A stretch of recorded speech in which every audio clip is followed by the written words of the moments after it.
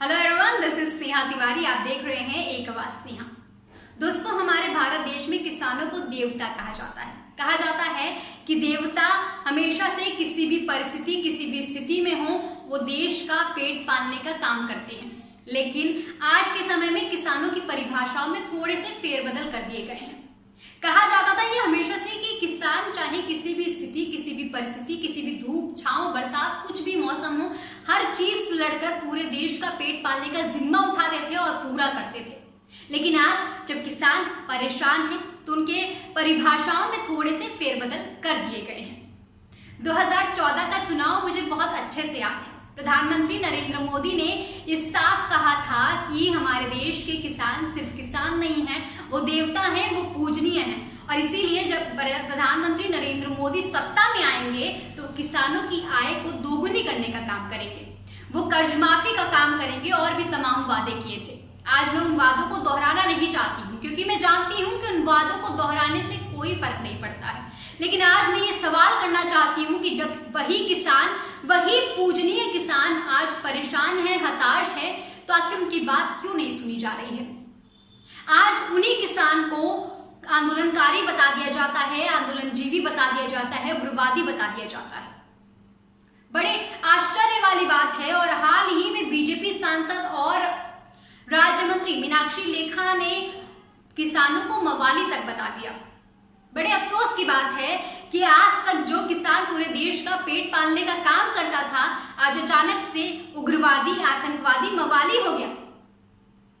आज किसान परेशान है, हताश है, दिल्ली की सड़कों पर बैठा हुआ है और चाहता है कि केंद्र सरकार से एक बार उनकी बात हो जाए, उनकी परेशानियों का हल निकल जाए और वो वापस अपने घर को चले जाए। वो चाहते हैं कि एमएसपी पर केंद्र सरकार कुछ न कुछ आश्वासन ही दे दे, बातें ही कर ले, लिख कर दे दे कि भैया एमएसपी नहीं हटेगा। वो बस इतना ही चाहते हैं। लेकिन शायद इतने के लिए भी केंद्र सरकार के पास समय नहीं है, क्योंकि उत्तर प्रदेश के भी चुनाव आ रहे हैं, उनकी भी रणनीतियां बनानी है और भी तमाम काम करने हैं।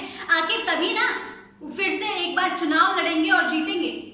ये जरा आज से पहले आपने वोट मांगने थे तो आप उनके सामने गए, उनके सामने हाथ जोड़े, आपने उन्हें पूजनीय बताया, उन्हें देवता बताया और भी सब कुछ किया।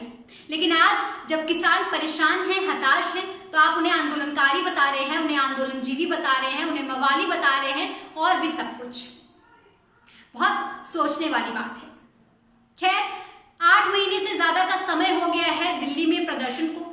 किसानों का प्रदर्शन लगातार जारी है और किसान इस बार रुकने वाले नहीं हैं, क्योंकि किसान हमेशा से जानते हैं कि जब जब किसानों ने ठाना है तब तक किसानों ने करके दिखाया है।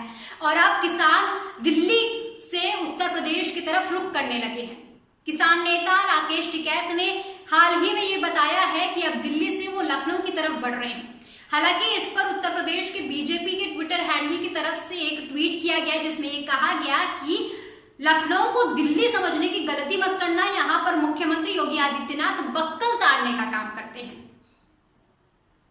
बड़े अफसोस की बात है, आज तक आप उन्हीं किसानों के वोट की बदौलत जीतते आए हैं और जीत रहे हैं, और आज आप बक्कल ताड़ने की बात कर रहे हैं। खैर, इस पर किसान नेता ने अपना जवाब दे दिया। उन्होंने बताया कि बीजेपी शब्दों को भी चोरी करने का काम कर रही है, क्योंकि यही शब्द राकेश टिकैत ने कभी इस्तेमाल किए थे और आज इन्हीं शब्दों का इस्तेमाल करके बीजेपी ने राकेश टिकैत को धमकाने का काम किया है। लेकिन बात आज हम इस पे नहीं करेंगे। बात हम इस पे करेंगे कि आज जब किसान परेशान, हताश है, 8 महीने से ज्यादा से समय दिल्ली की सड़कों पर वो बिता रहा है, तो आखिर उनकी बात क्यों नहीं सुनी जा रही है?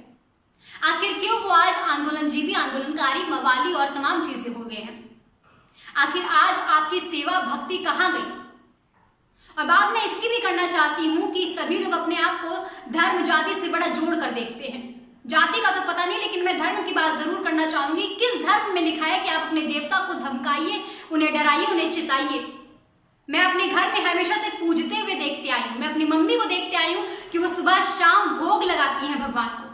आप कौन से धर्म की बात कर रहे हैं जहां आपके भगवान को आप चिताने का काम कर रहे हैं? क्योंकि किसानों को तो आपने देवता बताया है। मेरे वहां तो पूजा जाता है, आपका पता नहीं।